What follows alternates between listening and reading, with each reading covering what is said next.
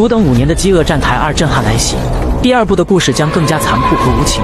333层真的就是监狱坑的最底层了吗？0层之上是否还有更高的阶层？如何才能打破监狱坑的制度？饥饿站台2也许能为您揭晓更多答案。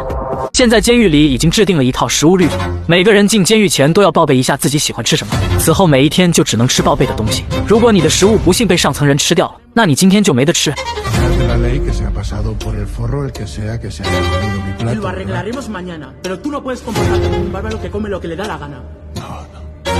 Bárbaros los del 21 que se han comido. Creo que como mínimo tengo derecho a comer. Tú tienes derecho a que nosotros los leales protejamos tu plato. Sí. 监狱分成了忠诚派和野蛮派，忠诚派严格遵守食物律法，野蛮派则随心所欲，想吃就吃。光头被分到24层，他的食物被21层的吃了，可有忠诚派与室友不断劝说，他最终还是乖乖放下了别人的食物。不过就算他遵守了规则，下面依旧有很多人不会遵守，才传递到44层，通信链就彻底断掉了。上面的所有人都不清楚食物有没有公平分配下去，这说明44层往下出现了野蛮人。监狱坑总共有333层，才几十层就出现了野蛮人，100层以下的人根本别想吃到东西。好在忠诚派想到了一个办法，既然野蛮人是从21层开始，那明天19和20层的人就跟随食物台降到21层，以此来保卫光头的食物。同理，42层和43层的也会去往44层。第2天中午刚到12点，忠诚派和野蛮派的战斗便打响了。一层只有2个犯人，按理说19和20层的4个人对上21层的2个人轻而易举，谁知21层的战斗力那么强，竟然杀到了22层。23层的忠诚派见势不妙，赶紧让光头他们准备武器，因为21层的野蛮人将会一层层的厮杀下去。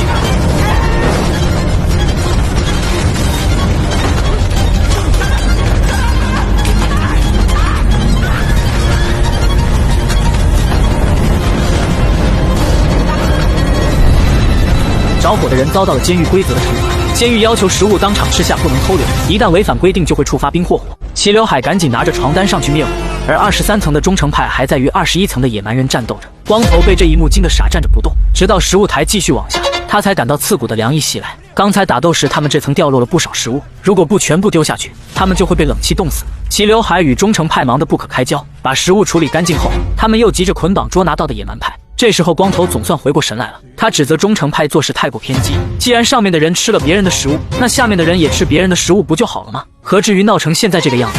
忠诚派反驳光头什么也不懂，如果大家都不遵守规则，那100层下面的人全都得饿死。别以为自己现在处于20多层就安全了，这监狱每30天更换一次犯人位置，也许下一次光头和齐刘海就会出现在最底层，那时候光头还会像现在这么想吗？果然1个月后，光头和齐刘海一觉睡醒就到了180层，这个位置别说吃的，就连舔盘子都是奢望。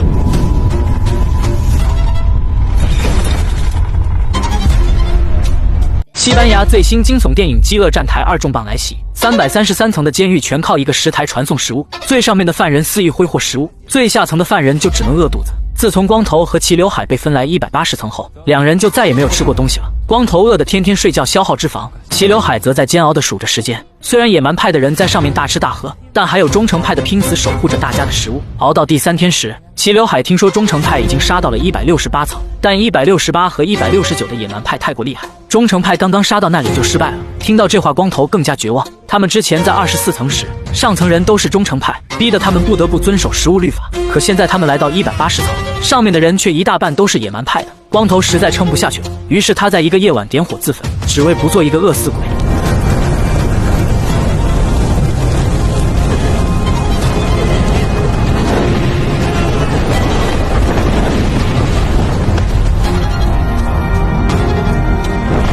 下层的人看到光头掉下来，竟然扯着床单去接他的尸体，他们饿得已经顾不上这是人肉，只想要立马有口吃的。光头的娇躯伴随着火焰一路往下，最后只留下零星的火花证明他懒惰。光头死后，齐刘海重新被分配到51层，这个位置再也不会挨了。他换了一个新室友，上面的邻居也全是忠诚派的。听说54层出现了野蛮人，齐刘海便准备跟随新室友去报仇。他们无比憎恨野蛮人，因为他们都在最底层待过。虽然忠诚派领导已经选出了对付野蛮人的人选，但第2天齐刘海和新室友还是抄着家伙站上食物台。他们要伸张正义，保护下层人的食物，可他们的做法并不被其他忠诚派理解。每一层都必须留人好通信，不然要是上面哪层出现野蛮派，下面的通信就全断了。然而齐刘海与新室友不管这些，非要去54层找野蛮人战斗。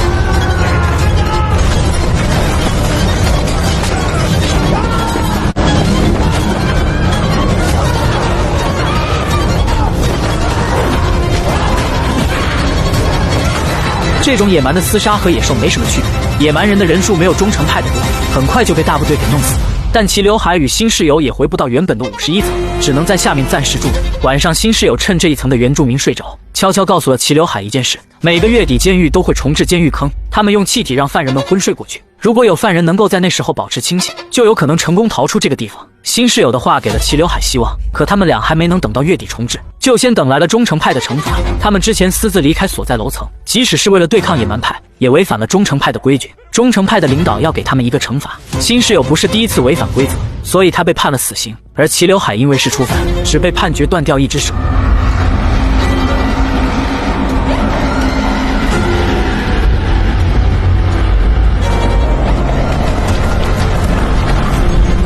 新室友被拔光衣服绑在食物台上，下层人饿了那么久，会想方设法吃干净他身上每一块肉。齐刘海被新室友的死彻底打击到，他更换到了72层。这一次的室友是个带着刀的老头。齐刘海从老头那要来了刀，不过他不准备拿去对付野蛮派，而是打算去反抗忠诚派。当忠诚到了极端的境界，和那些野蛮派又有什么区别？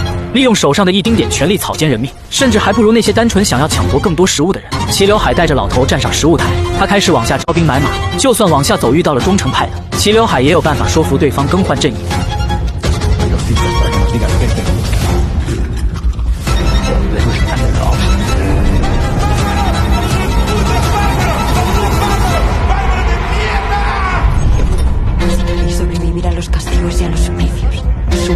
齐刘海女主带领所有人一路往下，直到食物台再也站不下人，她才让众人随便找一层休息。众人的目标是反抗忠诚派的护食行为，让监狱变回第一步的上层人吃饭，下层人吃人的世界。可齐刘海的目标不止如此，他要的是找到机会逃离这个鬼地方。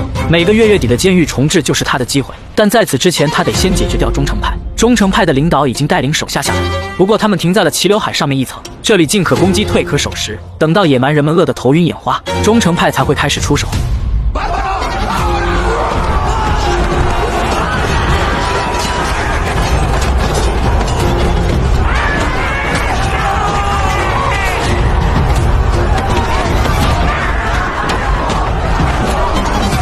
现场一片混乱，野蛮派和忠诚派殊死大战，每个人都拿着武器拼命攻击敌人。明明同为人类，现在却相互残杀。齐刘海差点被一个忠诚派掐死，可野蛮派却有人躲在床下不敢出手相救。好在齐刘海终于摸到了一旁的刀，这才总算挣脱了束缚。这场战斗一直持续了好几个小时，直到人们一个个倒下，又跟随食物台纷纷坠落，忠诚派与野蛮派的纷争才暂时停息。齐刘海缓缓走向地上的忠诚派领导，这人为了借着律法之名狂揽大权，他是真的想要让所有犯人吃上食物，还是只想让他立于最高的位置呢？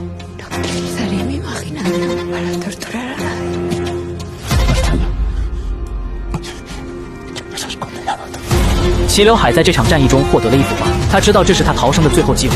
画中的物质可以让他在月底重置时保持清醒，只要他伪装成尸体被送下去，就能知晓最底层究竟是什么样的，监狱的尸体又是如何处理的。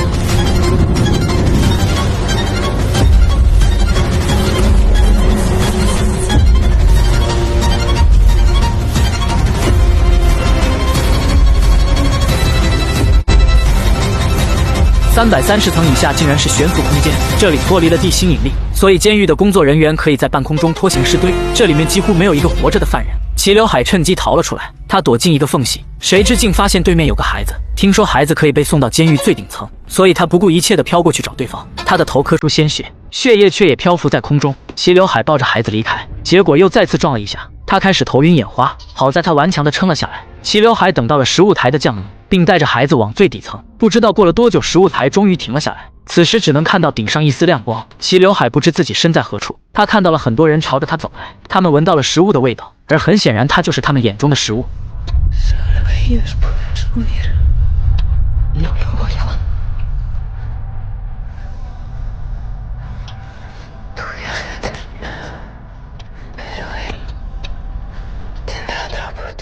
原来不止他一个人想过逃跑。当初第一部的男主来到最底层送走了那个孩子，可第一部的男主至今都没能逃出去。这座吃人的监狱里只有孩子能活命，但这些孩子被送到顶端之后，也将开始属于他们的食物台。这里是一个新的金字塔，想活命就得爬到最高处去。